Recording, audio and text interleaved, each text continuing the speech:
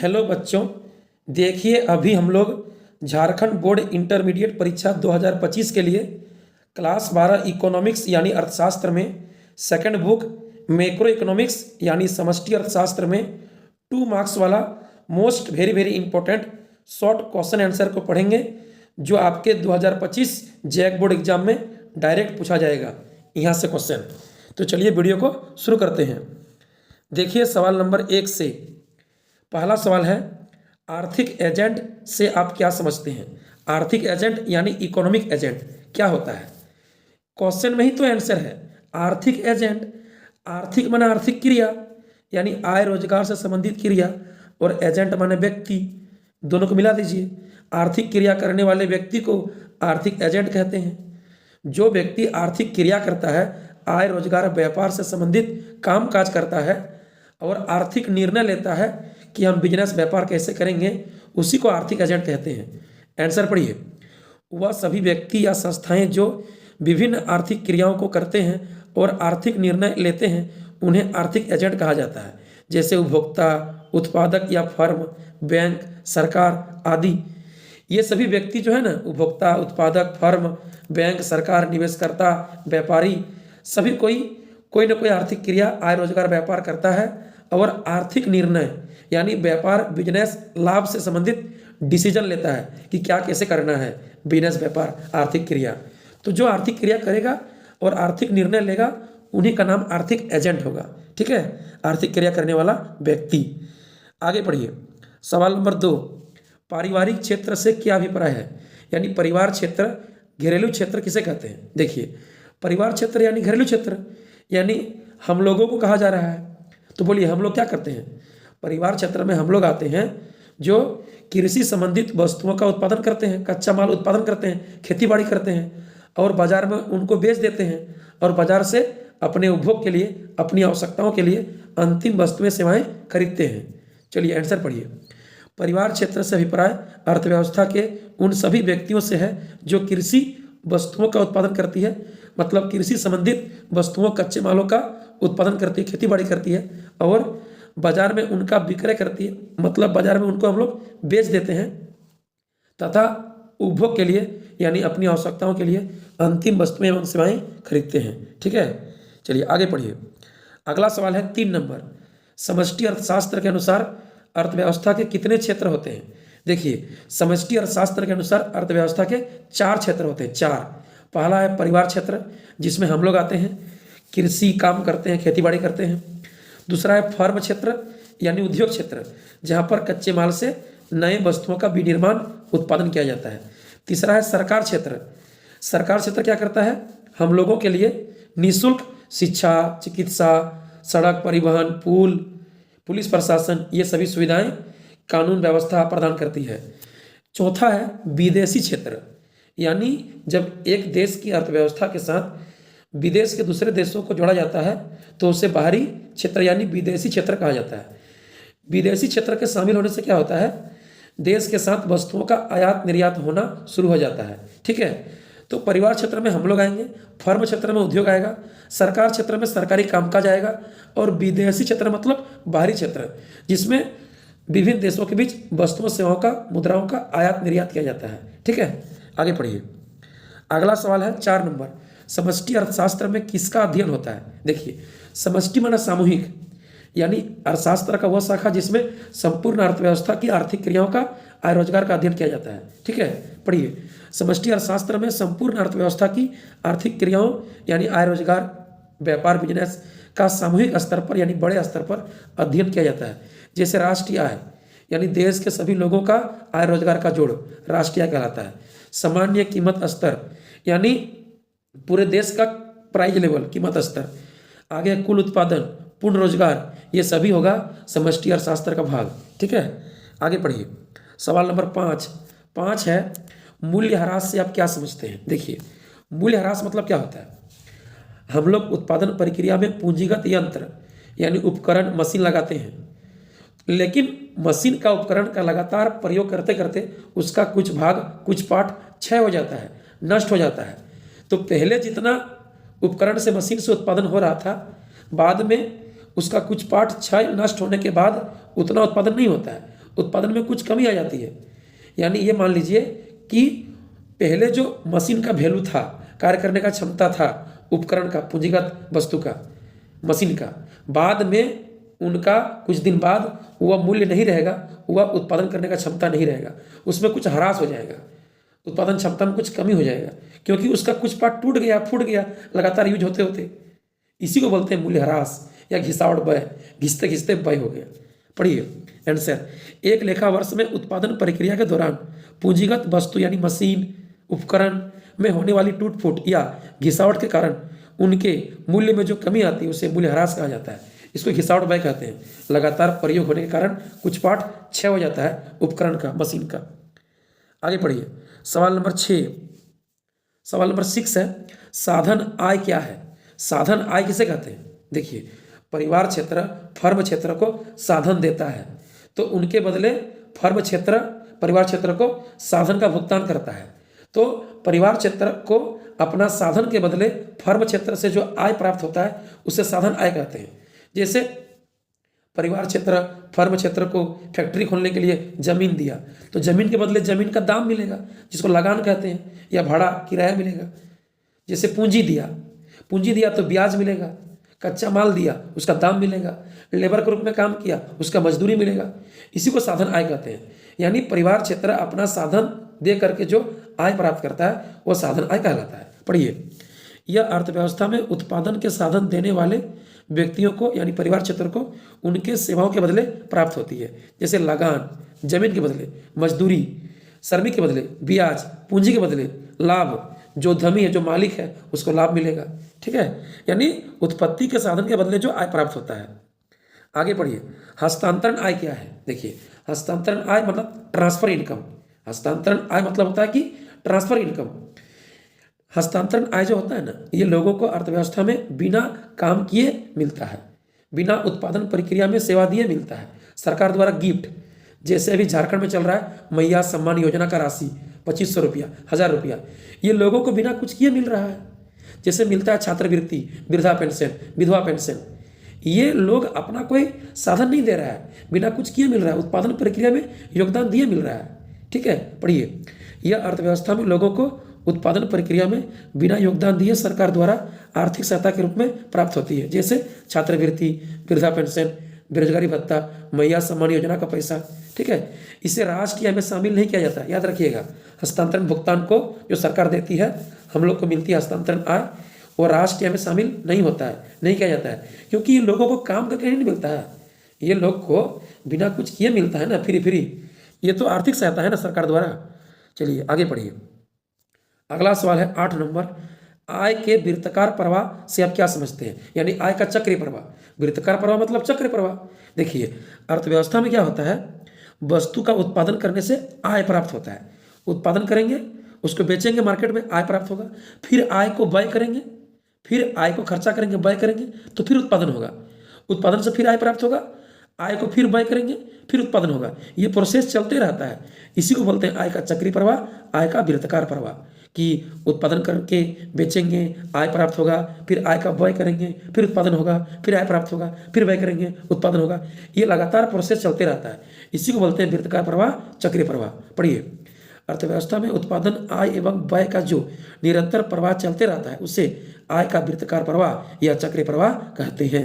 ठीक है, आगे पढ़िए, अगला सवाल है 9 नंबर, सवाल नंबर 9 पढ़िए। 9, आय के चक्रीय प्रवाह में रिसाव यानी क्षरण एवं अंतक्षेपण यानी भरण क्या है? देखिए, चक्रीय प्रवाह में रिसाव यानी लीकेज और भरण यानी हो गया इंजेक्शन। किसको बोलते हैं? रिसाव यानी क्षरण यानी छिद्र, लीकेज का मतलब होता है कि आय के चक्रीय प्रवाह से मुद्रा का, पैसा का बाहर चल जाना, बाहर हो जाना। और भरण अंतक्षेपण का मतलब होता है बाहर से वापस खर्च हो जाना चक्रीय प्रवाह में, यानी बाहर से पैसा वापस आ जाना। ठीक है, लीकेज मैंने बाहर चल जाना, और इंजेक्शन मतलब बाहर से वापस आ जाना। पढ़िए, आय का रिसाव यानी क्षरण यानी छिद्र, लीकेज ऑफ इनकम, आय का वह भाग जो चक्रीय प्रवाह से बाहर हो जाता है या बाहर कर दिया जाता है, अर्थात अर्थव्यवस्था में वापस खर्च नहीं किया जाता है, आय का रिसाव कहलाता है। जैसे हम लोग पैसा बचा लेंगे, जितना कमाएंगे उतना खर्चा नहीं करेंगे, कुछ पैसा घर में बचा लेंगे, तो फिर पैसा अर्थव्यवस्था में गया नहीं, तो अर्थव्यवस्था से पैसा निकल गया, हम सेविंग कर लिए। सरकार को हम लोग टैक्स देते हैं, तो मेरा अर्थव्यवस्था से पैसा सरकार के पास चला गया, यानी मेरा अर्थव्यवस्था से पैसा बाहर निकल गया, सरकार के पास टैक्स के रूप में चला गया। हम लोग वस्तु का आयात करते हैं, विदेश से जब वस्तु खरीदते हैं तो उसको आयात करते हैं, तो उसके लिए देश का पैसा बाहर चल जाता है। तो इन सभी कारण से, बचत से, टैक्स से, आयात से, मेरा देश की अर्थव्यवस्था से पैसा बाहर जाता है। इसको बोलेंगे हम लोग रिसाव, यानी क्षरण, छिद्र, लीकेज। अब पढ़िएगा अंतक्षेपण, पढ़िए।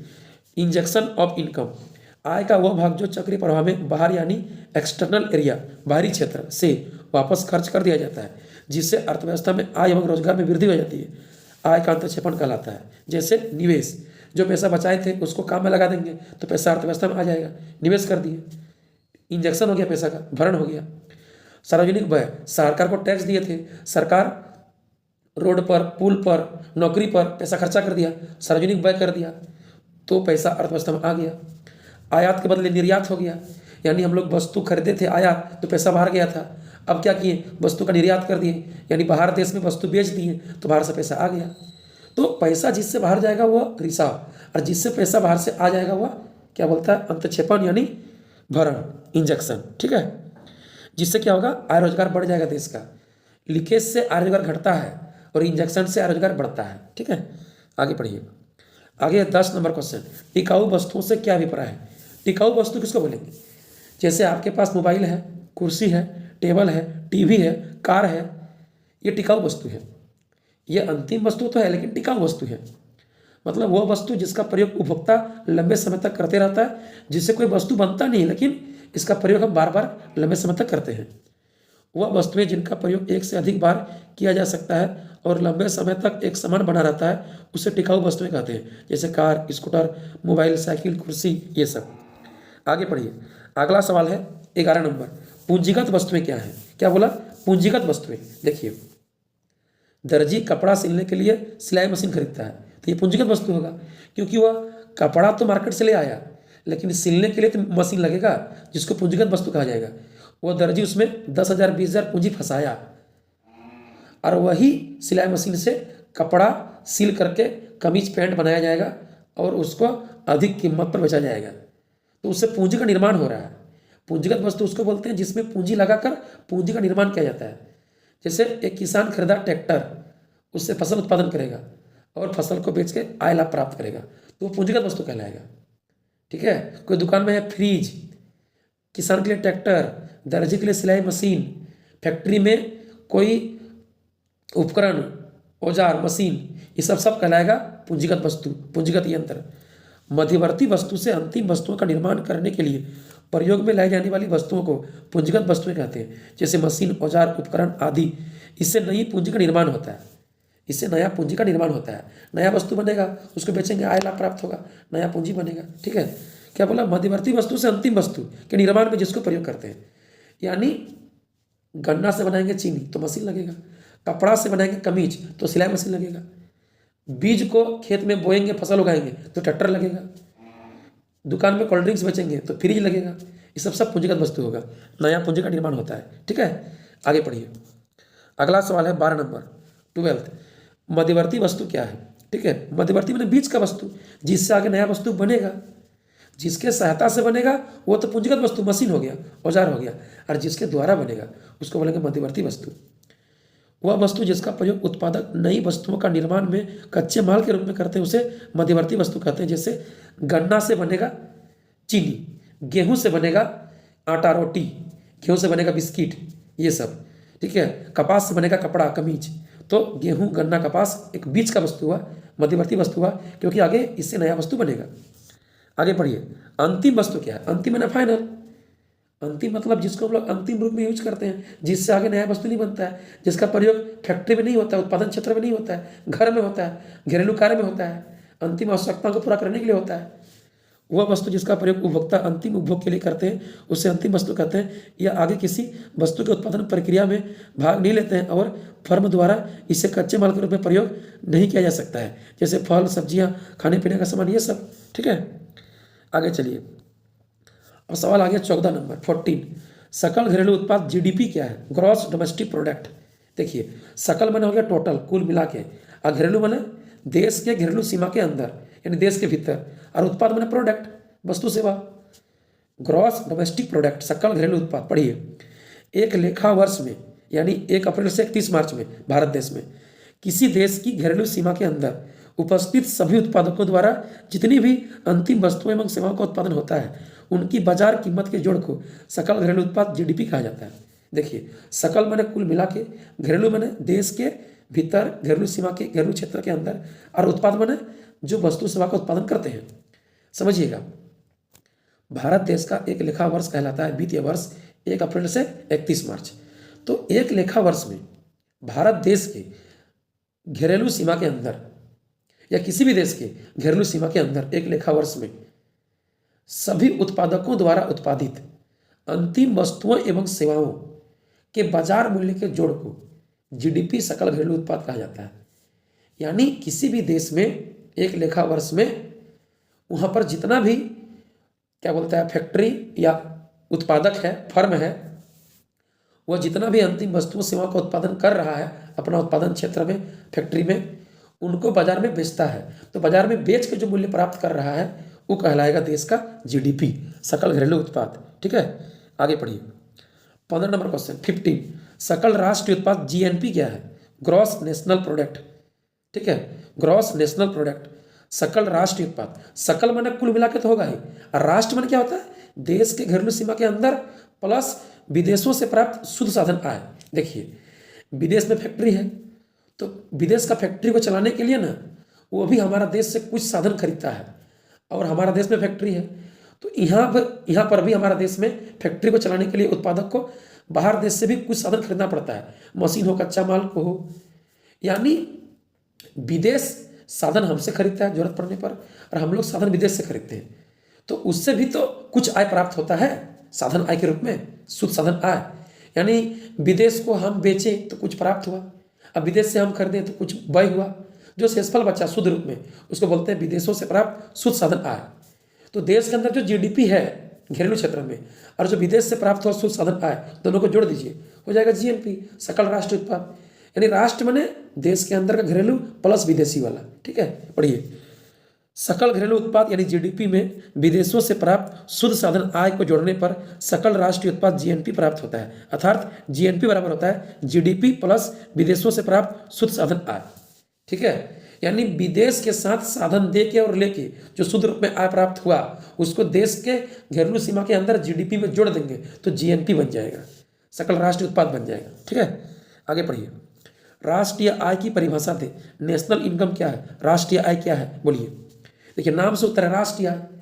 तो एक देश में एक वित्तीय वर्ष में घरेलू सीमा के अंदर जितना भी अपना साधन दे के काम करके जो आय प्राप्त हुआ, हम उत्पादन क्षेत्र में जमीन दिए, लगान प्राप्त हुआ, पूंजी दिए, ब्याज मिला, उद्यमी मालिक को लाभ मिला, श्रमिक को मजदूरी मिला, ये तो घरेलू क्षेत्र का अर्जित साधन आय हो गया, प्लस विदेशों से प्राप्त शुद्ध साधन आय, जो साधन दे के और लेके शुद्ध रूप में प्राप्त होता है, उसको जोड़ देंगे, राष्ट्रीय आय प्राप्त हो जाएगा, निकल जाएगा। पढ़िए, एक लेखा वर्ष में किसी देश की घरेलू सीमा में अर्जित कुल घरेलू साधन आय मतलब लगान, मजदूरी, ब्याज, लाभ सबको जोड़ दीजिए तथा विदेशों से प्राप्त शुद्ध साधन आय का जोड़ राष्ट्रीय आय कहलाता है। यानी राष्ट्रीय आय क्या होगा? देश का घरेलू सीमा का कुल साधन आय प्लस विदेशों से प्राप्त शुद्ध साधन आय, राष्ट्रीय आय कहलाता है। आगे पढ़िए, सवाल नंबर 17 पढ़िए। व्यक्तिगत आय क्या है? Personal income. व्यक्तिगत माने किसी एक व्यक्ति का, किसी एक परिवार का इनकम। ठीक है, किसी एक व्यक्ति या परिवारों को सभी स्रोतों से प्राप्त होने वाली वास्तविक आय को व्यक्तिगत आय कहा जाता है। एक परिवार को या व्यक्ति को अपना जो भी कामकाज से आय प्राप्त होता है उसे व्यक्तिगत आय, पर्सनल इनकम कहा जाता है, इंडिविजुअल इनकम। आगे पढ़िए, 18 है, दोहरी गणना की समस्या से कैसे बचा जा सकता है। देखिए, दोहरी गणना क्या है? दोहरी गणना मतलब होता है राष्ट्रीय आय का आकलन में गलती से एक वस्तु या सेवा का मूल्य एक से अधिक बार शामिल कर लेना, मतलब एक से अधिक बार, 2 बार, कई बार एक ही वस्तु का मूल्य शामिल कर लेना दोहरी गणना कहलाता है। तो दोहरी गणना की समस्या से बचना है तो आपको वस्तुओं के उत्पादन में प्रत्येक चरण में जो मूल्य वृद्धि हुआ जोड़ना पड़ेगा उसको, या तो फिर जो अंतिम वस्तु है उसका मूल्य जोड़िए, या तो वस्तु के उत्पादन के प्रत्येक चरण में वस्तुओं में हुई मूल्य वृद्धि को जोड़िए, कितना मूल्य बढ़ गया, या तो फिर अंतिम वस्तुओं का दाम जोड़िए। तो दोहरी गणना की समस्या से बच जाइएगा। फिर एक वस्तु का मूल्य गणना एक ही बार होगा। ठीक है, पढ़िए पहला है अंतिम वस्तुओं के मूल्य का जोड़कर, दूसरा है वस्तुओं के मूल्य में हुई वृद्धि को जोड़कर। दोहरी गणना की समस्या से बचा जा सकता है। आगे पढ़िए 19 है घरेलू आय और राष्ट्रीय आय में एक अंतर बताइए। देखिए घरेलू आय जो देश के अंदर होगा, राष्ट्रीय आय देश के अंदर प्लस विदेशी वाला होगा। पढ़िए घरेलू आय में विदेशों से प्राप्त शुद्ध साधन आय शामिल नहीं होती है, ये देश का घरेलू आय होती है, घरेलू क्षेत्र में अर्जित आय होती है देश के अंदर। जबकि राष्ट्रीय आय में विदेशों से प्राप्त शुद्ध साधन आय शामिल होती है। ठीक है, आगे पढ़िए सवाल नंबर 20 अधिविकर्ष ओवरड्राफ्ट क्या है। देखिए अब सवाल आ गया बैंक से रिलेटेड। अधिविकर्ष यानी ओवरड्राफ्ट क्या है। जो व्यक्ति बैंक में चालू खाता खोलता है ना, तो चालू खाता के ग्राहक को, करेंट अकाउंट मतलब चालू खाता के ग्राहक को बैंक द्वारा एक सुविधा मिलता है जिसमें वह अपना खाता में जमा राशि से कुछ अतिरिक्त राशि भी निकासी कर सकता है। इसी सुविधा को बोलते हैं ओवरड्राफ्ट, अधिविकर्ष। देखिए जो व्यक्ति चालू खाता खोलता है ना, वह व्यापारी होता है, बिजनेसमैन होता है, जो अधिक बार बैंक जाता है, जिसको अधिक बार बैंक से पैसा लेन देन करने का आवश्यकता पड़ता है, तो बैंक उसको पहचान लाता है, वह बैंक का पुराना कस्टमर बन जाता है, वो व्यक्ति, वह कस्टमर। इसीलिए बैंक क्या करता है, चालू खाता के ग्राहक को उसके खाता में जमा राशि से थोड़ा अधिक राशि निकासी करने का भी सुविधा देता है। ठीक है, जिसको ओवरड्राफ्ट कहते हैं। पढ़िए वह सुविधा जिसमें केवल चालू खाते के खातेधारक अपनी जमा की गई राशि से, रकम से अधिक राशि निकासी कर सकता है, ओवरड्राफ्ट कहलाता है। ठीक है, आगे पढ़िएगा 21 साख गुणक का सूत्र बताइए। देखिए साख गुणक क्या होता है। साख माने ऋण और गुणक माने कितना गुना। साख गुणक, साख माने ऋण, गुणक माने कितना गुना। तो बोलिए एक बैंक कितना गुना ऋण दे पाएगा, कितना ऋण दे पाएगा जनता को, वो डिपेंड करता है कि वो नगद कोष में केंद्र बैंक के पास कितना रुपया रख रहा है एडवांस। देखिए प्रत्येक व्यापारिक बैंक ना भविष्य में केंद्र बैंक के साथ लेन देन करने के लिए अपना जमा राशि का कुछ प्रतिशत केंद्र बैंक के पास एडवांस रिजर्व रखता है, ताकि भविष्य में कभी कोई संकट पड़ जाएगा, कोई जरूरत पड़ जाएगा, तो वह आराम से केंद्र बैंक से निकाल लेगा पैसा और हेल्प ले पाएगा केंद्र बैंक से। ठीक है, तो कहता है कि केंद्र बैंक के पास व्यापारिक बैंक नगद कोष रूप में या नगद कोष में यदि राशि अधिक रख देगा तो उसके पास खुद का बैंक में पैसा घट जाएगा, तो वह ऋण कम दे पाएगा, यानी साख मुद्रा कम बाहर जाएगा। और यदि वो नगद कोष में पैसा कम रखता है तो फिर खुद का बैंक में पैसा अधिक रहेगा, तो लोग को अधिक साख दे पाएगा, ऋण दे पाएगा, तो साख मुद्रा का विस्तार होगा। तो बोलिए साख गुणक में और नगद कोष अनुपात में क्या संबंध है। विपरीत संबंध है कि यदि नगद कोष अनुपात केंद्र बैंक के पास ज़्यादा होगा, जिसको शॉर्ट में कहते हैं CRR, कैश रिजर्व रेशियो, यानी व्यापारिक बैंक द्वारा अपना जमा कैश को केंद्र बैंक के पास रिजर्व रखना कैश रिजर्व रेशियो कहलाता है, कैश रिजर्व रेशियो कहलाता है। ठीक है, तो कैश रिजर्व रेशियो नगद कोष अनुपात और साख गुणक के बीच ना विपरीत संबंध होगा।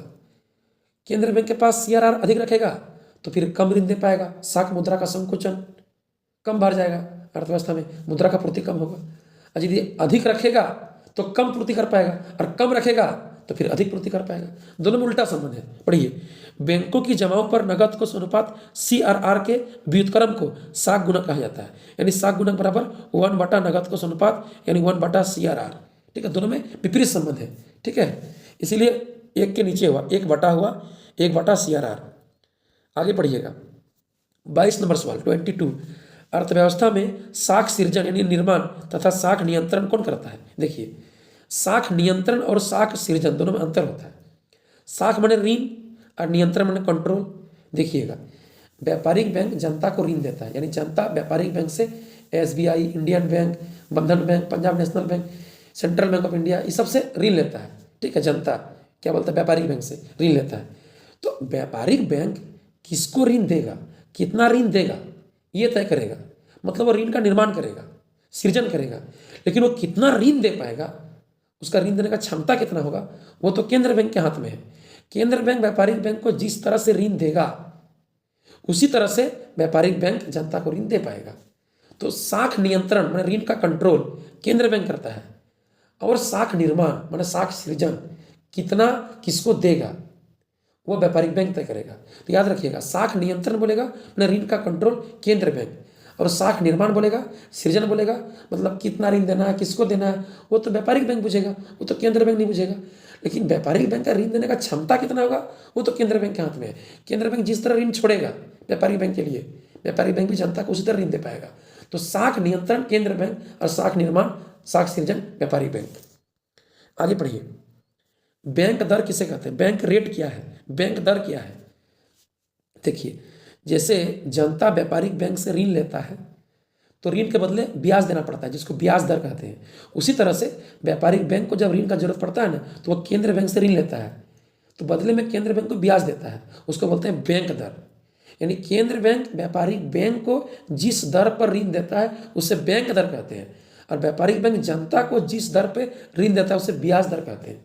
मैंने बैंक दिया बैंक को तो बैंक दर, केंद्र बैंक दिया व्यापारिक बैंक को ऋण जिस रेट पे, उसे बैंक दर कहेंगे, और बैंक दिया जनता को जिस रेट पे ऋण, उसको ब्याज दर कहेंगे। चलिए आगे पढ़िए, अगला सवाल 24 है, 24। नगद कोष अनुपात CRR क्या है, कैश रिजर्व रेशियो क्या है। इसके बारे में तभी जस्ट बोले, ठीक है। नगद कोष अनुपात, कैश रिजर्व रेशियो, CRR क्या बोले कि प्रत्येक व्यापारिक बैंकों को केंद्र बैंक से भविष्य में लेन देन करने के लिए अपनी जमा का कुछ प्रतिशत केंद्र बैंक के पास रिजर्व एडवांस नगद कोष में रखना पड़ता है, जिसे नगद कोष अनुपात कैश रिजर्व रेशियो कहते हैं, ठीक है। प्रत्येक व्यापारिक बैंकों को केंद्र बैंक से लेन देन करने के लिए अपनी कुल जमा राशि का एक निश्चित प्रतिशत केंद्र बैंक के पास नगद कोष के रूप में रखना पड़ता है, जिसे नगद कोष अनुपात कहते हैं। आगे पढ़िए, 25 संबंधित या वैधानिक तरलता अनुपात स्टेटूटोरी लिक्विडिटी रेशियो SLR क्या है, ठीक है। स्टेटूटोरी लिक्विडिटी रेशियो SLR।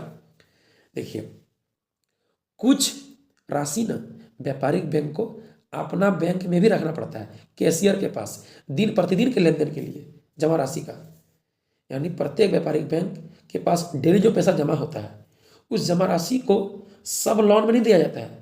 कुछ पैसा केंद्र बैंक के पास नगद कोष में, और कुछ पैसा अपने ही बैंक में कैशियर के पास दैनिक लेन देन के लिए। कोई पैसा निकासी करने आएगा, कोई वृद्धा पेंशन लेने आएगा, कोई चेक भजाने आएगा, कोई ड्राफ्ट बनाएगा, ठीक है। बहुत तरह का बात है, बैंक में बहुत सारी क्रियाएं होती है। तो दिन प्रतिदिन का कामकाज के लिए जो पैसा व्यापारिक बैंक अपने पास रखता है उसको बोलेंगे संबंधित तरलता अनुपात SLR। पढ़िए, प्रत्येक व्यापारिक बैंकों को अपनी जमा राशि का एक निश्चित प्रतिशत प्रतिदिन के लेन देन के लिए अपने पास नगद तरल के रूप में रखना पड़ता है, जिसे संबंधित तरलता अनुपात SLR कहते हैं। आगे पढ़िए, 26 मौद्रिक नीति क्या है, मुद्रा से संबंधित नीति। मौद्रिक नीति माने मॉनेटरी पॉलिसी। मॉनेटरी पॉलिसी मतलब मुद्रा से संबंधित नीति नियम कानून कौन बनाता है, केंद्र बैंक। भारत देश का केंद्र बैंक मतलब RBI। भारत देश में RBI मौद्रिक नीति को लागू करता है। मौद्रिक नीति माने मुद्रा से संबंधित नीति, यानी कितना मुद्रा छापेगा, कितना मुद्रा का पूर्ति करेगा, साख मुद्रा का नियंत्रण कैसे करेगा व्यापारिक बैंक के लिए, यानी ऋण कैसे कंट्रोल करेगा अर्थव्यवस्था में, ये काम सभी केंद्र बैंक करता है। पढ़िए, मुद्रा एवं साख की मात्रा के नियंत्रण एवं निर्देशन से संबंधित सरकार की नीति को मौद्रिक नीति कहते हैं, ठीक है। मौद्रिक नीति को देश के केंद्र बैंक द्वारा लागू किया जाता है। भारत में मौद्रिक नीति को RBI लागू करते हैं। मौद्रिक नीति का मुख्य कार्य साख की मात्रा को नियंत्रित करना है, मतलब व्यापारिक बैंक के लिए ऋण का कंट्रोल करना है कि अर्थव्यवस्था में कितना ऋण बाहर जाएगा, ठीक है। याद रखिएगा, मौद्रिक नीति मतलब मुद्रा से संबंधित नीति। मुद्रा की पूर्ति करता है केंद्र बैंक, साख मुद्रा का नियंत्रण करता है केंद्र बैंक, अर्थव्यवस्था को कंट्रोल करता है केंद्र बैंक, ठीक है। अर्थव्यवस्था में तेजी मंदी को कंट्रोल करता है केंद्र बैंक। ये सभी मौद्रिक नीति का कार्य है। आगे चलिए, 27 बैंक मुद्रा क्या है। बैंक मुद्रा क्या है, व्यापारिक बैंकों के द्वारा मांग जमाओं के माध्यम से सृजित मुद्रा बैंक मुद्रा कहलाती है। क्या समझे, हम बैंक गए, अपना जो पैसा जमा किए थे उठो निकालते हैं, बैंक मुद्रा है। व्यापारिक बैंकों के द्वारा मांग जमाओं के माध्यम से सृजित मुद्रा बैंक मुद्रा कहलाती है। यानी व्यापारिक बैंक जब कोई ग्राहक जाता है तो अपना जमा राशि को जब निकालता है तो बैंक मुद्रा कहलाता है।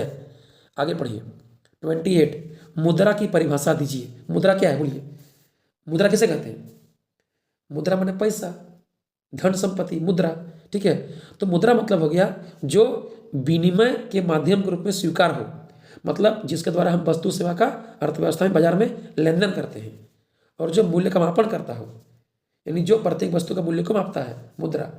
जो मूल्य का संचय का कार्य करता हो, मतलब मुद्रा के द्वारा हम किसी वस्तु का मूल्य को संचित करके रख सकते हैं। कोई वस्तु खराब हो जाएगा तो उसको बेच दीजिए और उसके बदले पैसा को संचित कीजिए, जमा कीजिए।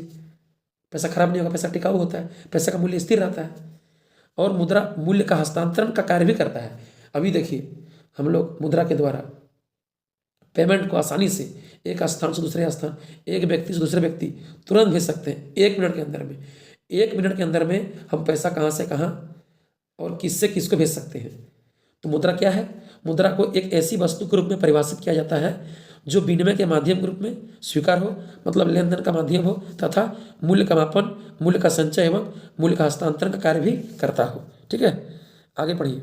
29, मुद्रा की पूर्ति कौन करता है? देखिए, मनी का सप्लाई, मुद्रा का पूर्ति कौन करता है? देश में मुद्रा का पूर्ति करने का अधिकार है केंद्र सरकार को, यानी प्रधानमंत्री को, भारत सरकार को, और केंद्र बैंक यानी सेंट्रल बैंक मतलब आरबीआई को, और तीसरा है व्यापारिक बैंक मतलब जनता का bank, SBI, central bank of India, ठीक है, Indian bank, Punjab national bank, ये सब बैंक को। ठीक है, तो केंद्र सरकार, पीएम, केंद्र बैंक, आरबीआई, व्यापारिक बैंक, एसबीआई, इस तरह का। चलिए आगे पढ़िए। रेपो दर क्या है? रेपो दर मतलब होता है बैंक दर। रेपो दर ना बैंक दर का ही दूसरा नाम है रेपो दर। कि व्यापारिक बैंक केंद्र बैंक से जिस ब्याज दर पर ऋण लेता है ना, केंद्र बैंक व्यापारिक बैंक को जिस ब्याज दर पर ऋण देता है उसे रेपो दर कहते हैं, उसी को बैंक दर भी कहते हैं, एक ही चीज़ है। ब्याज की वह दर जिस पर व्यापारिक बैंक केंद्र बैंक से अल्पकालीन ऋण ले सकता है उसे रेपो दर कहते हैं। आगे पढ़िए। 31, खुले बाजार की क्रियाओं से क्या अभिप्राय है? हम लोग का बाजार में क्या होता है? वस्तु सेवा का मुद्रा के माध्यम से खरीद बिक्री किया जाता है। तो खुले बाजार की क्रियाओं में क्या होता है? सरकार का जो संपत्ति है उसका हिसाब किताब केंद्र बैंक रखता है। तो केंद्र बैंक द्वारा जब सरकार का परिसंपत्ति को मुद्रा बाजार के साथ खरीद बिक्री लेन देन किया जाएगा, बेचा जाएगा या खरीदा जाएगा, तो उसे खुले बाजार की क्रियाओं कहा जाएगा। जब केंद्र बैंक द्वारा स्वयं मुद्रा बाजार एवं पूंजी बाजार में सरकारी प्रतिभूतियों की खरीद बिक्री की जाती है तो उसे खुले बाजार की क्रियाएं कहा जाता है। आगे पढ़िए। आगे 32, सावधि जमा एफडी से क्या अभिप्राय है? एफडी माने फिक्स डिपॉजिट। एफडी का अर्थ होता है एक निश्चित समय के लिए पैसा बैंक में फिक्स डिपॉजिट करना, यानी स्थिर जमा। ठीक है, उसको बोलेंगे फिक्स डिपॉजिट। यह एक निश्चित समय के लिए, मतलब मिनिमम 45 दिन के लिए, 1.5 महीना के लिए, मैक्सिमम 1 साल, 2 साल, 5 साल के लिए पैसा को फिक्स किया जाता है। आपके पास पैसा तो थोड़ा ज़्यादा हो गया, एक्स्ट्रा हो गया, काम नहीं है, तो बैंक में अधिक ब्याज पाने के लिए आदमी पैसा फिक्स कर देता है। ऐसे रखिए बैंक में पैसा, तब उसको निकाल लीजिएगा, आपको बैंक ब्याज कम देगा। लेकिन जब पैसा का जरूरत नहीं है, एक्स्ट्रा पैसा, बेसी पैसा हो गया, तो बैंक में एफडी कर दीजिए, आपको बैंक अधिक ब्याज देगा, क्योंकि उस पैसा को बैंक मुक्त होकर के, फ्री होकर के काम में लगा पाएगा, यूज कर पाएगा, तो आपको ब्याज अधिक देगा। उसको एफडी कहते हैं। यह एक निश्चित समय के लिए बैंकों में की गई एक स्थिर जमा होती है, एक निश्चित फिक्स समय के लिए, जिसे चेक के माध्यम से नहीं निकाला जा सकता है। इसको चेक द्वारा, एटीएम द्वारा नहीं निकाल सकते हैं। ये टाइम पूरने के बाद ब्याज सहित रुपया आपका खाता में बैंक डाल देगा, आपको दे देगा बैंक। ठीक है, ब्याज सहित रुपया टाइम पूरने के बाद, टाइम से पहले नहीं। ये एक फिक्स टाइम के लिए होता है एफडी। आगे पढ़िए। 33 पढ़िए। 33, 1936 में प्रकाशित कीन्स के ग्रंथ का नाम क्या है? देखिए, professor J.M. Keynes, John Maynard Keynes, जो मैक्रो इकोनॉमिक्स, समष्टि अर्थशास्त्र का प्रतिपादक है। समष्टि अर्थशास्त्र मैक्रो इकोनॉमिक्स का पिता कहा जाता है, पितामह कहा जाता है। किसको? J.M. कीन्स को। 1936 में किताब लिखा था जिसका नाम है the general theory of employment, interest and money, मतलब रोजगार, ब्याज एवं मुद्रा का सामान्य सिद्धांत। The general theory of employment, interest and money 1936 में J.M. कीन्स ने लिखा था ये पुस्तक।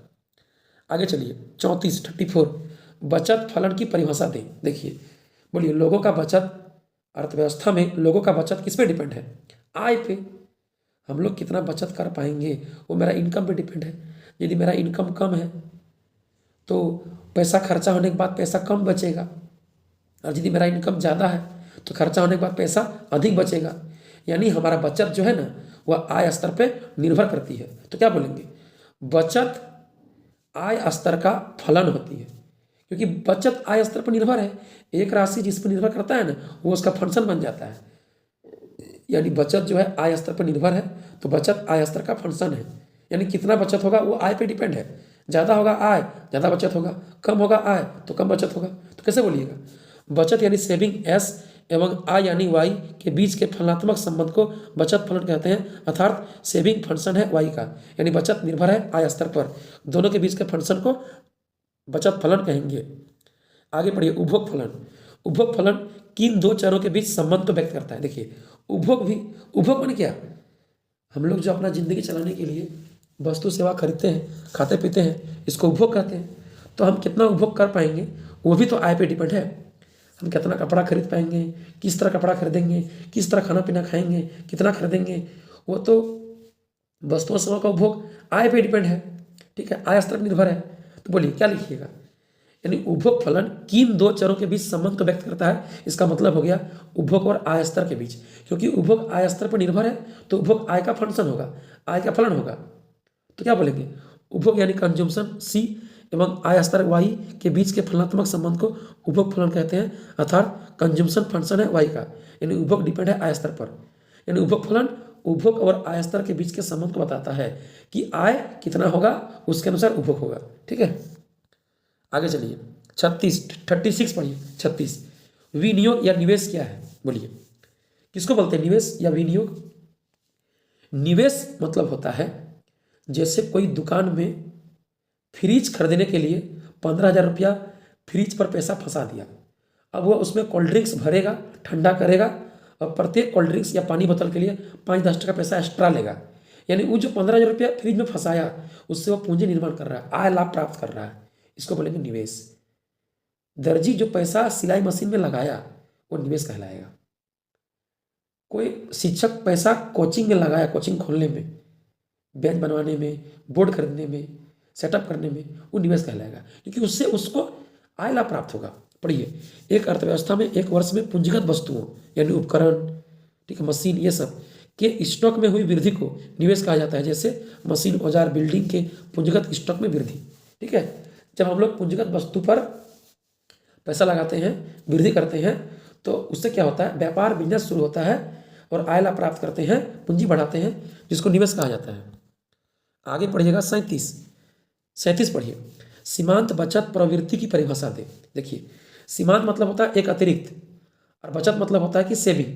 तो बोलिए अब बचत एक्स्ट्रा कितना कर पाइएगा वो किस पे डिपेंड है, आय स्तर पे। यानी आय स्तर में जिस तरह परिवर्तन होगा उस तरह बचत में परिवर्तन होगा। तो बचत आय स्तर पे डिपेंड है, तो जिस पे डिपेंड वो नीचे रहता है। तो बचत में कितना परिवर्तन हुआ आय स्तर के चलते उसको बोलेंगे सीमांत बचत प्रवृत्ति। कैसे लिखेंगे, कुल बचत में परिवर्तन डेल्टा एस, सेविंग में चेंज, एवं कुल आय में परिवर्तन डेल्टा वाई, आय स्तर में चेंज। आय का सिंबल वाई होता है, आय स्तर में चेंज डेल्टा वाई होगा, कि अनुपात को सीमांत बचत प्रवृत्ति एमपीएस कहते हैं, मार्जिनल प्रोपेंसिटी टू सेविंग। गणित रूप में हो जाएगा एमपीएस बराबर delta S by delta Y. Simple चीज़ है, सीमांत माने एक अतिरिक्त, बचत माने सेविंग। तो आप एक अतिरिक्त बचत कितना कर पाइएगा वो आय पे डिपेंड है, जिस पे डिपेंड होगा कोई चीज़ वो नीचे रहता है। तो सेविंग डिपेंड है इनकम पे, तो सेविंग ऊपर होगा, इनकम नीचे होगा। यानी कुल बचत में कितना परिवर्तन हुआ और कुल आय में कितना परिवर्तन हुआ, दोनों का अनुपात कर दीजिए, हो जाएगा सीमांत बचत प्रवृत्ति, एमपीएस बराबर delta S by delta Y. आगे पढ़िए, यदि यही तो बोलेगा सीमांत उपभोग प्रवृत्ति, तो क्या लिखेंगे, बोलिए सीमांत उपभोग प्रवृत्ति यानी कुल उपभोग में परिवर्तन तथा कुल आय में परिवर्तन के अनुपात को सीमांत उपभोग प्रवृत्ति कहते हैं, जिसका सिंबल होता है मार्जिनल प्रोपेंसिटी टू कंज्यूम, यानी एमपीसी बराबर delta C by delta Y. आगे पढ़िएगा 38 औसत उपभोग प्रवृत्ति की परिभाषा दें। देखिए, औसत उपभोग प्रवृत्ति, तो औसत मतलब होता है कुल को नंबर से भाग देना। अब बोलिए उपभोग किस पे डिपेंड है, आय स्तर पे, तो आय होगा नीचे, उपभोग होगा ऊपर में, तो कुल उपभोग को कुल आय से भाग दे देंगे तो औसत उपभोग प्रवृत्ति हो जाएगा। ठीक है, कुल उपभोग सी कंज्यूमशन एवं कुल आय वाई के अनुपात को, भागफल को औसत उपभोग प्रवृत्ति एवरेज प्रोपेंसिटी टू कंज्यूम कहते हैं। गणित रूप में हो जाएगा एपीसी बराबर सी बटा वाई। यही तो रहेगा औसत बचत प्रवृत्ति, तो हो जाएगा कुल बचत तथा कुल आय का अनुपात, औसत बचत प्रवृत्ति कहलाएगा। एवरेज प्रोपेंसिटी टू सेविंग यानी एपीएस हो जाएगा एस बटा वाई। सिर्फ समझने का फेर है, समझिए। ठीक है, आगे चलिए 39 निवेश गुणक या विनियोग गुणक क्या है। देखिए, निवेश को विनियोग भी कहते हैं, निवेश को ना विनियोग भी कहा जाता है। तो निवेश गुणक या विनियोग गुणक का मतलब होता है कि निवेश का कितना गुना आय प्राप्त हुआ। हम लोग अर्थव्यवस्था में पैसा लगाते हैं, निवेश करते हैं, कोई काम में, व्यापार में, पूंजीगत उपकरण में पैसा लगाते हैं, बिल्डिंग बनाने में, मशीन खरीदने में, औजार में पैसा निवेश करते लगाते हैं। तो पैसा लगाने के बाद क्या होता है, आय प्राप्त होता है। तो आप अर्थव्यवस्था में पैसा लगाएं 10 रुपया निवेश किए और आय प्राप्त हो गया 50 रुपया, तो 10 का 50 कितना गुना है? 5 गुना है, तो निवेश गुना 5 हो गया। बात समझे? निवेश का कितना गुना आय प्राप्त हुआ, निवेश करने से कितना गुना आय प्राप्त हुआ, उसको निवेश गुना कहा जाएगा। तो बोलिए आय कितना प्राप्त होगा वो किस पे डिपेंड है? निवेश पे। तो जिस पे डिपेंड वो कहाँ रहेगा? नीचे। तो कैसे बोलेंगे? आय में परिवर्तन डेल्टा वाई तथा निवेश में परिवर्तन डेल्टा आई, इन्वेस्ट में चेंज के अनुपात को निवेश गुना कहा जाता है। इसे के से सूचित किया जाता है, गणित रूप में हो जाएगा के बराबर डेल्टा वाई बटा डेल्टा आई। याद रखिएगा, निवेश गुना का मतलब निवेश का कितना गुना आय प्राप्त हुआ, यानी आय कितना प्राप्त होगा वो निवेश पे डिपेंड है। इसलिए आय में परिवर्तन ऊपर होगा और निवेश में परिवर्तन नीचे होगा। यानी निवेश गुना का सिंबल के होता है, तो के बराबर हो जाएगा delta Y by delta I. आगे पढ़िए 40 पढ़िए 40। प्रभावी मांग या प्रभावपूर्ण मांग, याद रखिएगा प्रभावी मांग या प्रभावपूर्ण मांग क्या है, इफेक्टिव डिमांड क्या है। देखिए अर्थव्यवस्था में जब सामूहिक मांग यानी देश का कुल मांग इतना हो जाएगा कि वह सामूहिक पूर्ति देश का कुल पूर्ति को पूरा प्रभावित करने लगेगा, तब उसको बोलेंगे प्रभावी मांग या प्रभावपूर्ण मांग। यानी मांग इतना है कि पूर्ति को पूरा प्रभावित कर रहा है, मतलब मांग पूर्ति के बराबर है। पूर्ति अधिक था और मांग कम था, तब तो मांग पूर्ति को प्रभावित नहीं कर पाएगा। मांग को प्रभावित करने के लिए, मांग को ना पूर्ति को प्रभावित करने के लिए पूर्ति के बराबर मांग होना पड़ेगा। तो सिंपल चीज़ है, जब देश की अर्थव्यवस्था में वस्तुओं सेवाओं का कुल मांग कुल पूर्ति के बराबर होती है, यानी सामूहिक मांग जब सामूहिक पूर्ति के बराबर हो जाएगा तो कुल मांग कुल पूर्ति को पूरा प्रभावित कर पाएगा, उसको बोलेंगे प्रभावी मांग। पढ़िए, जब अर्थव्यवस्था में वस्तुओं एवं सेवाओं की सामूहिक मांग एग्रीगेट डिमांड कुल मांग एवं सामूहिक पूर्ति कुल पूर्ति यानी एग्रीगेट सप्लाई एक दूसरे के बराबर होती है, तो उसे प्रभावपूर्ण मांग का बिंदु, प्रभावी मांग का बिंदु कहा जाता है। इसे ही पूर्ण रोजगार की अवस्था भी कहा जाता है। और जब अर्थव्यवस्था में कुल मांग कुल पूर्ति के बराबर हो जाएगा ना, सामूहिक मांग सामूहिक पूर्ति यानी एग्रीगेट डिमांड एग्रीगेट सप्लाई के बराबर हो जाएगा ना, तब उस अर्थव्यवस्था में पूर्ण रोजगार की स्थिति पाया जाएगा। ठीक है, और प्रभावी मांग पाया जाएगा, यानी मांग पूर्ति के बराबर है, मतलब मांग पूर्ति को पूरा प्रभावित कर पा रहा है। ठीक है, आगे पढ़िए। आगे 41 देखिए 41। सार्वजनिक वस्तुओं से आप क्या समझते हैं? देखिए सार्वजनिक वस्तु क्या है? सड़क, पुल, नहर, स्कूल, अस्पताल, रेलवे स्टेशन, ये सब सार्वजनिक वस्तु है। पार्क, समाज के सामूहिक आवश्यकताओं को पूरा करने के लिए जिन वस्तुओं एवं सेवाओं का उत्पादन किया जाता है उसे सार्वजनिक वस्तु कहा जाता है। ये वस्तु अक्सर सरकार द्वारा दिया जाता है। सड़क, पुल, नहर, बांध, स्कूल, कॉलेज, अस्पताल, रेलवे स्टेशन, ये सब जो समाज के सभी लोगों द्वारा सार्वजनिक रूप से समान रूप से यूज किया जाता है, जिसमें कोई भेदभाव नहीं होता है। यदि बोल देगा निजी वस्तु क्या है? निजी माने किसी व्यक्ति का अपना, जैसे अपना घर, अपना जमीन, अपना कार, अपना मोबाइल, अपना गाड़ी, ये सब होगा निजी वस्तु, जो स्वयं के लाभ के लिए है, किसी पर्सनल व्यक्ति के लिए है। ठीक है, आगे पढ़िए 42 प्रगतिशील कर क्या है? देखिए नाम से आंसर है, प्रगतिशील कर यानी जब लोगों का आय बढ़ते जाएगा और टैक्स का दर बढ़ते जाएगा और आय कम होने पर टैक्स कम लगेगा। जिसका आय कम है वो टैक्स कम देगा, और जिसका आय जैसे जैसे बढ़ेगा वो टैक्स अधिक देगा, तो उसको बोलेंगे प्रगतिशील कर। प्रगतिशील मतलब तुम्हारा जिस तरह से इनकम का प्रोग्रेस होगा उस तरह टैक्स का रेट बढ़ते जाएगा, उसको बोलेंगे प्रगतिशील कर। पढ़िए, ऐसी टैक्स ऐसी कर जिसकी दर आय बढ़ने के साथ बढ़ती जाती है और आय घटने से घट जाती है, उसे प्रगतिशील कर कहते हैं। अर्थात यह टैक्स धनी व्यक्तियों के लिए अधिक एवं गरीब व्यक्तियों के लिए कम होता है। जैसे इनकम टैक्स, आय कर जो हुआ, जिसका इनकम कम है वह इनकम टैक्स कम देगा, संपत्ति आय कम है वह इनकम टैक्स कम देगा, और जिसका आय संपत्ति अधिक है वो टैक्स अधिक देगा। यानी आय संपत्ति जिस तरह प्रोग्रेस करेगा उस तरह टैक्स का रेट बढ़ते जाएगा, जिसको प्रगतिशील कर कहेंगे। ठीक है, एक होता है अनुपातिक कर, जो वस्तुओं सेवाओं पर लगाया जाता है, जो सभी के लिए बराबर होता है। वस्तुओं सेवाओं पर जो बाजार में टैक्स लगाया जाता है ना, वो सभी के लिए बराबर ही होता है। कोई मोबाइल आप खरीदिए, चाहे कोई अमीर लोग खरीदे, चाहे कोई गरीब लोग खरीदे, वो मोबाइल आप ले रहे हैं तो उसमें जो टैक्स है वो आपको देना पड़ेगा। तो सबको समान देना पड़ेगा। कोई मोबाइल चाहे कोई भी वस्तु हो, मोबाइल हो, पंखा हो, कोई भी चीज़ हो, उसमें जो टैक्स है या ईयरफोन हो, तो सबको समान देना पड़ेगा, उसको बोलेंगे अनुपातिक कर। ठीक है, आगे पढ़िए। आगे है 43 टैक्स क्या है? कर क्या है? देखिए कर ही क्या है पूछ दिया, टैक्स क्या है? तो बोलिए टैक्स ना एक अनिवार्य भुगतान है। यदि आपका इनकम पे टैक्स लगा है, या आप नौकरी करते हैं आपका सर्विस पे टैक्स लगा, सेवा कर लगा है, या मार्केट में वस्तु खरीदते हैं तो वस्तु कर बिक्री कर लगा है, या कोई कंपनी वस्तु बनाता है तो उत्पाद कर लगा है तो आपको देना पड़ेगा, ये अनिवार्य भुगतान है, इससे आप बच नहीं सकते हैं। टैक्स का चोरी करने पर या नहीं देने पर, बचत करने पर आप पे कानूनी कार्रवाई किया जा सकता है। ठीक है, यह एक अनिवार्य या आवश्यक भुगतान है जो एक व्यक्ति या फर्म द्वारा, कंपनी द्वारा सरकार को दिया जाता है, परंतु सरकार द्वारा उस व्यक्ति या फर्म को प्रत्यक्ष डायरेक्ट रूप में कोई लाभ नहीं मिलता है। कर से प्राप्त होने वाली आय राशि का उपयोग सार्वजनिक या समाज कल्याण के लिए होता है।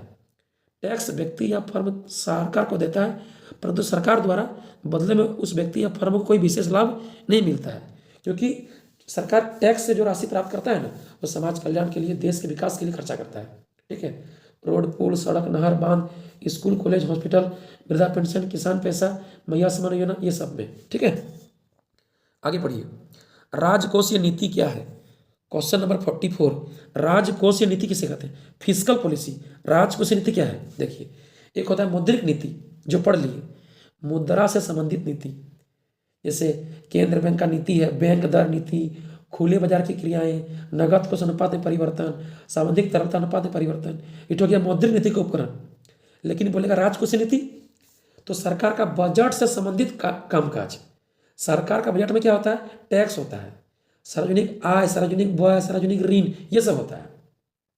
सरकार कितना देश में आय प्राप्त किया, सरकार कितना देश के अलग अलग योजना कार्यक्रम में व्यय किया, कितना केंद्र बैंक विदेश से ऋण लिया, केंद्र बैंक से या विदेश से ऋण लिया, कितना सरकार विभिन्न चीज पर टैक्स लगाया। तो टैक्स, सरकार का सार्वजनिक आय, सार्वजनिक व्यय, सार्वजनिक ऋण, यानी बजट से संबंधित बात राजकोषीय नीति में होता है। इस नीति का संबंध सार्वजनिक आय, व्यय, कर एवं ऋण अर्थात सरकार का बजट से होता है। इसका निर्धारण सरकार का वित्त मंत्रालय करता है। याद रखिएगा, राजकोषीय नीति यानी बजट को भारत सरकार का वित्त मंत्रालय जारी करता है, वित्त मंत्रालय तय करता है, इसको वित्त मंत्रालय निर्धारण करता है, राजकोषीय नीति को, बजट को तय करता है, पेश करता है। आगे पढ़िए, प्राथमिक घाटा क्या है? देखिए, प्राथमिक घाटा किसको बोलेंगे? राजकोषीय घाटा तथा ब्याज भुगतान का अंतर प्राथमिक घाटा कहलाता है। याद रखिएगा, राजकोषीय घाटा में ना जब ब्याज भुगतान को घटा दिया जाएगा, अंतर कर दिया जाएगा दोनों में, तो बचेगा प्राथमिक घाटा। यानी प्राथमिक घाटा बराबर होता है राजकोषीय घाटा माइनस ब्याज भुगतान। आगे बढ़िए, आगे है 46 विदेशी विनिमय दर क्या है? हम लोग विदेश से वस्तु सेवा का लेन देन करते हैं। एक देश दूसरे देश के साथ वस्तु सेवा का आयात निर्यात करता है, तो बदले में मुद्रा का भी तो लेन देन होता है। जैसे मान लीजिए हम वस्तु का निर्यात किए, वस्तु बेचे, तो बाहर से पैसा आएगा, वस्तु का आयात किए, बाहर से वस्तु खरीदे, तो हमारा देश का पैसा बाहर जाएगा। तो जिस तरह से वस्तु का एक रेट तय है ना, तो मुद्रा का भी एक रेट तय है, मुद्रा का भी लेन देन होता है। तो एक देश का मुद्रा का एक इकाई के बदले दूसरे देश का मुद्रा का कितना इकाई मिलेगा, इसको बोलेंगे विदेशी विनिमय दर। यानी एक देश जब विदेश के साथ, दोनों देश अपना अपना मुद्रा का लेन देन करता है दोनों देशों के बीच, तो वो किस रेट पे करता है उसको बोलेंगे विदेशी विनिमय दर। जैसे अभी एक अमेरिकन डॉलर बराबर होता है अभी भारत का 84-85 रुपया। ठीक है, ये घटते बढ़ते रहता है। तो एक अमेरिकन डॉलर बराबर भारत का 84-85 रुपया, एक रेट हुआ कि अमेरिका का $1 में भारत का 84-85 रुपया होगा। पढ़िए, विदेशी विनिमय दर वह दर है जिस पर एक देश की एक मुद्रा इकाई का दूसरे देश की मुद्रा इकाई में विनिमय किया जाता है। यानी विदेशी विनिमय दर यह बताता है कि एक देश का एक मुद्रा इकाई के बदले दूसरा देश का कितना मुद्रा इकाई मिल सकता है। ठीक है, आगे पढ़िए, 47 अंतर्राष्ट्रीय मुद्रा कोष विश्व बैंक की स्थापना कब हुई? देखिए, अंतर्राष्ट्रीय मुद्रा कोष मतलब जैसे हमारा देश का जो केंद्र बैंक है, उसमें हमारा देश का पैसा छपा जाता है। जो सरकार का बैंक है, सभी व्यापारिक बैंकों का प्रधान बैंक है, जो हमारे देश का पैसा को रखा जाता है, छपा जाता है। लेकिन अंतर्राष्ट्रीय मुद्रा कोष जो होता है ना, विश्व बैंक, तो वर्ल्ड बैंक में क्या होता है, विभिन्न देशों का राष्ट्र मुद्राओं का लेन देन किया जाता है, या विभिन्न देशों का राष्ट्र मुद्राओं को रखा जाता है, उसको बोलेंगे विश्व बैंक।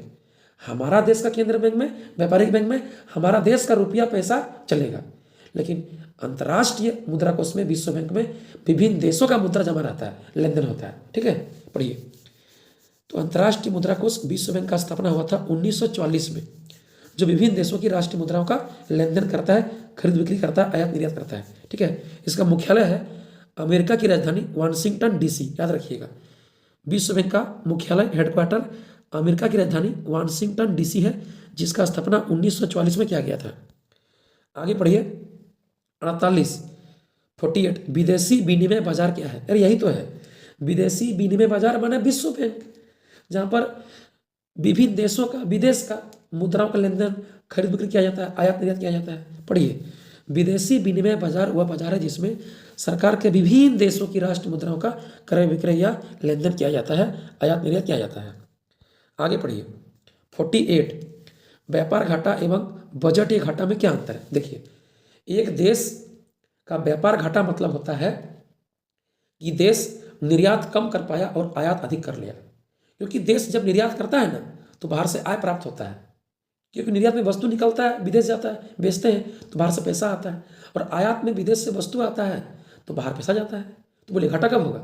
जब निर्यात कम करेगा, आयात अधिक हो जाएगा, तब एक देश का विदेश के साथ व्यापार में घाटा हो जाएगा। अच्छा, बजट घाटा क्या होता है? सरकार देश चलाता है, तो देश से आय प्राप्त करता है और फिर पैसा देश में व्यय करता है अलग अलग योजना में, कार्यक्रम में।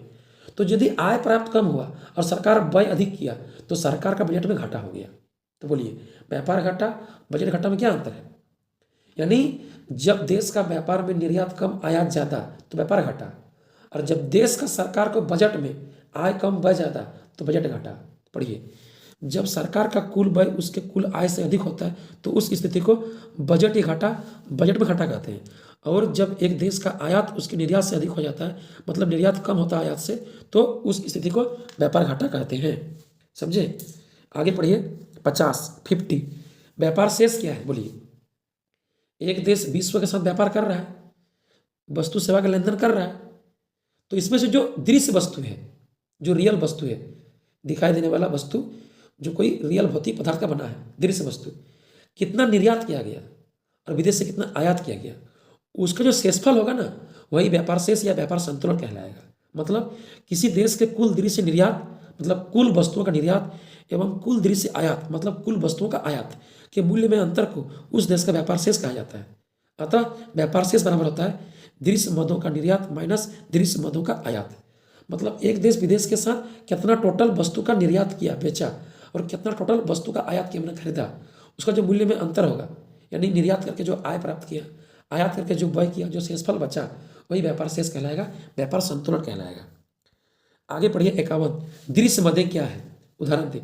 दृश्य मद नाम से आंसर है, दृश्य मद दिखाई देने वाला, जो भौतिक पदार्थ का बना होगा, रियल वस्तु का बना होगा।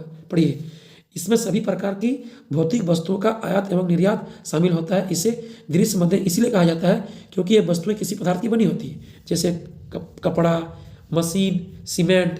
देखिए, एक देश विश्व के साथ कपड़ा हुआ, मशीन हुआ, सीमेंट हुआ, चाय हुआ, कॉफ़ी हुआ, कच्चा माल हुआ, हर कोई चीज़ हुआ, उसका रियल वस्तु का लेन देन करता है, इसको बोलेंगे दृश्य मदें। आगे देखिए 52 पढ़िए। अदृश्य मदें क्या है? अदृश्य मदें क्या है? अदृश्य मद जो दिखाई नहीं देगा, जो कोई भौतिक पदार्थ का बना नहीं होगा, मतलब हम लोग उसका अनुभव करते हैं, जो सेवा है। देखिए, सेवा का अनुभव किया जाता है, सेवा दिखाई नहीं देता है, सेवा का अनुभव करते हैं, और सेवा कोई भौतिक पदार्थ, रियल वस्तु का बना नहीं होता है। पढ़िए, इसमें सभी प्रकार की सेवाओं का मूल्य शामिल किया जाता है। इसे अदृश्य मदें इसलिए कहा जाता है क्योंकि ये सेवाएं किसी पदार्थ की नहीं बनी होती है। जैसे एक देश विश्व के साथ सूचना, बैंकिंग, जहाज रानी बना, जहाज चलाने का काम, ये सब का लेन देन करता है। ठीक है, बैंक के बारे में, विभिन्न देशों का सूचना के बारे में, जहाज चलाने का जो काम है, ये सब सेवा है। ठीक है, सेवा को बोलेंगे अदृश्य मदें, जो कि भौतिक वस्तु नहीं है। आगे पढ़िए 53 है 53। बचत की परिभाषा दे। बोलिए, बचत क्या है? आदमी जो कमाता है रोजगार करके, उसको आय कहते हैं। उस आय में से जो खाने पीने, जिंदगी चलाने में खर्चा करता है, उसको उपभोग कहते हैं। और जो बचाता है, खर्चा नहीं करता है, उसको बचत कहते हैं। बस आय का वह भाग जो उपभोग पर व्यय नहीं किया जाता है, जो व्यक्ति द्वारा बचा लिया जाता है, खर्च नहीं किया जाता है, उसे बचत कहते हैं, सेविंग कहते हैं। आगे पढ़िए 54 ब्याज क्या है? बोलिए, ब्याज क्या है? हम लोग अपना पूंजी बैंक में एफडी किए या एलआईसी में जमा किए, निवेश किए, या बैंक में जमा कर दिए, तो ब्याज मिलेगा नहीं मिलेगा? तो पूंजी के बदले ब्याज मिलता है, वही ब्याज है। ब्याज वह कीमत है जो पूंजी की सेवा के बदले दी जाती है। एक व्यक्ति गांव में किसी को कर्जा दिया पूंजी, तो ब्याज मिलेगा, यही ब्याज है, इंटरेस्ट। ठीक है, आगे पढ़िए 55 पढ़िए। एटीएम का पूर्ण रूप बताइए। एटीएम का फुल फॉर्म क्या होता है? एटीएम का पूर्ण रूप फुल फॉर्म होता है ऑटोमेटेड टेलर मशीन, स्वचालित गणक यंत्र। ठीक है, वो खुद गिनती करता है पैसा का। अब एटीएम कार्ड भरिए एटीएम मशीन में। ठीक है, पहले लैंग्वेज सेलेक्ट कीजिए, लैंग्वेज, फिर आपका अकाउंट कैसा है, सेविंग की करंट सेलेक्ट कीजिए। ठीक है, जमा करना कि विड्रॉल करना है सेलेक्ट कीजिए। ठीक है, कितना करना है दबाइए, पासवर्ड डालिए। देखिए मशीन के अंदर आवाज़ होगा, वो खुद गिनती करेगा और पैसा बाहर निकाल देगा, इसलिए इसका नाम पड़ा ऑटोमेटेड टेलर मशीन, स्वचालित गणक यंत्र। आगे पढ़िए 56, शुद्ध राष्ट्रीय उत्पाद नेट नेशनल प्रोडक्ट की परिभाषा दे। देखिए शुद्ध राष्ट्रीय उत्पाद मतलब नेट नेशनल प्रोडक्ट। तो हम लोग इससे पहले कुछ देर पहले पढ़े सकल राष्ट्रीय उत्पाद माने जीएनपी, ग्रॉस नेशनल प्रोडक्ट। देखिए नेट नेशनल प्रोडक्ट का संबंध होता है ग्रॉस नेशनल प्रोडक्ट से, यानी सकल राष्ट्रीय उत्पाद से। सकल माने कुल, उत्पादन प्रक्रिया में आप जो पूंजीगत यंत्र लगाते हैं तो उसका प्रयोग लगातार करते करते ना उसका कुछ पार्ट टूटता फूटता है, क्षय होता है, जिसको घिसा उड़वाया मूल्यह्रास कहते हैं। ठीक है, तो सकल राष्ट्रीय उत्पाद जीएनपी में जब मूल्यह्रास को घिसा उड़वे को घटा दिया जाता है ना तो शुद्ध राष्ट्रीय उत्पाद प्राप्त होता है। यानी एनएनपी होता है जीएनपी माइनस मूल्यह्रास, एनएनपी होता है जीएनपी माइनस घिसा उड़वे। ठीक है, जो ह्रास हो गया, जो पूंजीगत यंत्र घिस गया, क्षय हो गया। ठीक है, आगे बढ़े 57, 57 देखिए उसी तरह है। शुद्ध घरेलू उत्पाद नेट डोमेस्टिक प्रोडक्ट क्या है? तो शुद्ध घरेलू उत्पाद का संबंध होगा सकल घरेलू उत्पाद से, जीडीपी से। एनएनपी का संबंध जीएनपी से और एनडीपी का संबंध जीडीपी से। तो ग्रॉस डोमेस्टिक प्रोडक्ट से संबंध होगा एनडीपी का। तो बोलिए सकल घरेलू उत्पाद में से जब मूल्यह्रास को घिसा उड़वे को घटा दिया जाएगा तो शुद्ध घरेलू उत्पाद प्राप्त होगा। याद रखिएगा जब भी सकल से शुद्ध निकालिएगा तो घिसा उड़वे मूल्यह्रास को माइनस कर दीजिएगा, और जब शुद्ध से निकालिएगा सकल तो प्लस कर दीजिएगा। ठीक है, तो हम लोग अभी निकालना है शुद्ध निकाल रहे हैं तो सकल में मूल्यह्रास को माइनस करेंगे, सकल में घिसा उड़वे को माइनस करेंगे। तो सकल घरेलू उत्पाद ग्रॉस डोमेस्टिक प्रोडक्ट में से मूल्यह्रास घिसा उड़वे को हटा देने पर शुद्ध घरेलू उत्पाद नेट डोमेस्टिक प्रोडक्ट प्राप्त होता है, यानी एनडीपी हो जाएगा जीडीपी माइनस मूल्यह्रास। एनडीपी बराबर जीडीपी माइनस घिसा उड़वे। आगे पढ़िए 58, स्थिर विनिमय दर का निर्धारण कौन करता है? देखिए स्थिर विनिमय दर जो स्थिर रहता है जिसका निर्धारण सरकार करता है, केंद्र सत्ता यानी मौद्रिक अधिकारी, मतलब सरकार करेगा, केंद्र सरकार, केंद्र सत्ता मौद्रिक अधिकारी करेगा। आगे पढ़िए 59, 59, लॉसशील यानी परिवर्ती विनिमय दर मतलब तैरती विनिमय दर जो परिवर्तनशील होता है, लॉसशील घटते बढ़ते रहता है, दर का निर्धारण कौन करता है, कैसे होता है? बोलता है विदेशी विनिमय बाजार में विदेशी मुद्रा की मांग एवं पूर्ति की शक्तियों द्वारा लॉसशील विनिमय दर यानी परिवर्तनशील विनिमय दर या तैरती विनिमय दर का निर्धारण होता है। याद रखिएगा विदेशी विनिमय बाजार में विदेशी मुद्रा कितना मांग है, कितना पूर्ति है, उसी तरह से लॉसशील विनिमय दर तय होगा। बोले कैसे? यदि हम लोग विदेशी मुद्रा का मांग ज़्यादा करेंगे और वो पूर्ति करना कम चाह रहा है और हम मांग अधिक करेंगे तो क्या करेगा, विदेश वाला रेट देगा बढ़ा के, तब विनिमय दर का रेट बढ़ जाएगा। और यदि हम विदेशी मुद्रा का मांग कम कर रहे हैं और विदेश वाला अधिक पूर्ति करना चाह रहा है तो फिर उसको रेट कम करना पड़ेगा। यानी विदेशी मुद्रा का मांग और पूर्ति के अनुसार ही लॉसशील विनिमय दर तय होता है, कितना कम कितना बेसी होगा। ठीक है, आगे पढ़िए 60, भारत का केंद्र बैंक के बारे में बताइए। बोलिए भारत का केंद्र बैंक सेंट्रल बैंक क्या है? अरे भारत का केंद्र बैंक आरबीआई है, जिसका स्थापना आरबीआई अधिनियम 1934 में मीटिंग बैठा। उसके बाद 1 अप्रैल 1935 को इसका स्थापना किया गया और 1 जनवरी 1949 को इसका राष्ट्रीयकरण कर दिया गया है, जिसका वर्तमान मुख्यालय मुंबई है। पहले ब्रिटिश काल में कोलकाता था, क्योंकि पहले भारत का राजधानी कोलकाता था, लेकिन आज भारत का आर्थिक राजधानी मुंबई है। ठीक है, आय रोजगार की राजधानी कहाँ है? मुंबई है। इसलिए भारत का केंद्र बैंक का मुख्यालय, आरबीआई का मुख्यालय मुंबई है। पढ़िए भारत का केंद्र bank reserve bank of India RBI को कहा जाता है, जिसकी स्थापना आरबीआई अधिनियम आरबीआई एक्ट मीटिंग 1934 के तहत 1 अप्रैल 1935 को हुई थी, जिसका राष्ट्रीयकरण 1 जनवरी 1949 को कर दिया गया है, जिसका वर्तमान मुख्यालय मुंबई है। ठीक है, हेडक्वार्टर मुंबई है। आगे पढ़िए 62 पढ़िए 62, परिवार क्षेत्र फर्म क्षेत्र को क्या देते हैं? देखिए हम लोग हैं परिवार क्षेत्र और फर्म क्षेत्र मतलब फैक्ट्री, तो हम लोग देते हैं फैक्ट्री वाला को जमीन यानी भूमि उत्पादन करने के लिए, वो प्लांट लगाता है, मशीन लगाता है। और हम लोग देते हैं पूंजी, हम लोग देते हैं कच्चा माल, हम लोग देते हैं श्रमिक, हम लोग देते हैं उद्यमी यानी मेहनत। ठीक है, तो भूमि, श्रमिक, पूंजी, कच्चा माल, ठीक है, ये सभी हम लोग देते हैं परिवार क्षेत्र, फर्म क्षेत्र को देते हैं। ठीक है, आगे पढ़िए। अंतिम क्वेश्चन है 63, अंतिम पढ़िए। फर्मों द्वारा परिवार क्षेत्र को की गई साधन भुगतान के नाम बताइए। बोलिए। अब बदले में फर्म परिवार को क्या देता है? तो हम लोग जमीन दिए हैं तो जमीन का दाम लगान देगा, श्रमिक दिए हैं तो मजदूरी देगा, पूंजी दिए हैं तो ब्याज देगा, उद्यमी यानी कोई मालिक बना है तो उसको लाभ प्राप्त होगा। ठीक है, यही फर्म देगा परिवार को बदले में साधन भुगतान। ठीक है, जो साधन दिए थे हम लोग, परिवार क्षेत्र दिया फर्म को, तो वह बदले में साधन का पेमेंट करेगा। ठीक है, तो चलिए, वीडियो कैसा लगा आप लोग जरूर कमेंट कीजिएगा। फिर मिलेंगे अगले वीडियो में, तब तक के लिए बाय बाय, थैंक यू।